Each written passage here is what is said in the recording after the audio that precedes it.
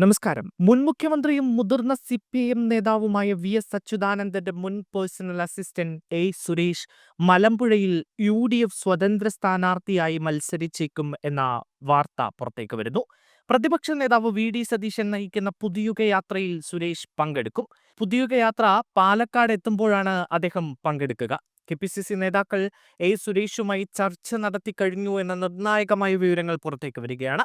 പുറത്തുവരുന്ന വാർത്തകളെല്ലാം വസ്തുതാപരമെന്ന് സുരേഷ് പ്രതികരിച്ചു. യാത്രയിൽ പങ്കെടുക്കാൻ യു.ഡി.എഫിന്റെ ഉന്നത നേതാക്കൾ തന്നെ ക്ഷണിച്ചു എന്നും അദ്ദേഹം വ്യക്തമാക്കിയിട്ടുണ്ട്. അതേസമയം താൻ ഇപ്പോഴും ഇടതുപക്ഷ നിലപാടുള്ള ആളാണ് എന്നാണ് സുരേഷ് ആവർത്തിക്കുന്നത്. പാർട്ടി തന്നെ പുറത്താക്കിയിട്ട് 13 കൊല്ലമായി. തന്നാലാകും വിധം പാർട്ടി ചട്ടക്കൂടിനകത്ത് നിന്ന് അപ്പീലുകൾ നിരന്തരം കൊടുത്തിരുന്നു. അതിലൊന്നും ഒരു മറുപടി പോലും ഇതുവരെ കിട്ടിയിട്ടില്ല. അതിൽ വളരെ വിഷമവും അപമാനവും തോന്നുന്നുണ്ട്.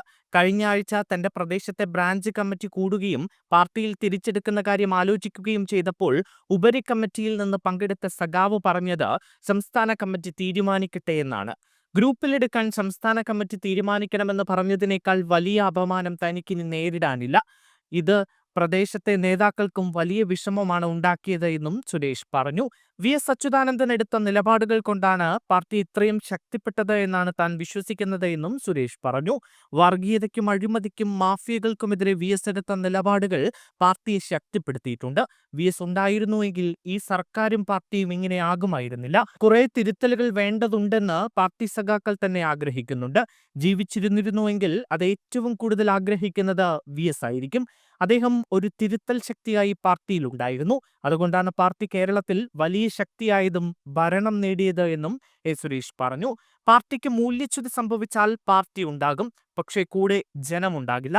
പാർട്ടി എല്ലായ്പ്പോഴും നിലനിൽക്കണമെന്നാണ് ആഗ്രഹം. യു.ഡി.എഫ് പിന്തുണയിൽ മത്സരിക്കുമ്പോൾ മാനസികമായൊരു അസ്വസ്ഥത തോന്നുന്നുണ്ട് എന്നും അത് പരസ്യമായി പങ്കുവെക്കുകയാണ് എന്നും അദ്ദേഹം പറഞ്ഞു. 2013 പാർട്ടിയുമായി ബന്ധപ്പെട്ട വാർത്തകൾ മാധ്യമങ്ങൾക്ക് ചോർത്തി നൽകി എന്ന കുറ്റം ചുമത്തിയാണ് സുരേഷിനെ സിപിഐഎം പുറത്താക്കിയത്. സിപിഐഎമ്മിൽ നിന്ന് പുറത്താക്കിയ തന്നെ തിരിച്ചെടുക്കാൻ വൈകുന്നതെന്തെന്ന ചോദ്യവുമായി പാർട്ടി ജനറൽ സെക്രട്ടറി എം.എ. ബേബിക്ക് സുരേഷ് തുറന്ന കത്തെഴുതിയിരുന്നു. പുറത്താക്കപ്പെട്ട കാലയളവിൽ ഒരുപാട് തിക്താനുഭവങ്ങൾ ഉണ്ടായി എന്നും എന്നാൽ ഇക്കാലയളവിലും താൻ പാർട്ടിക്കൊപ്പം സഞ്ചരിച്ചു. ചെങ്കൊടി പുതച്ചു കിടക്കാനുള്ള ആഗ്രഹത്തിലാണ് കാത്തിരുന്നത് എന്നും സുരേഷ് കത്തിൽ പറഞ്ഞിരുന്നു.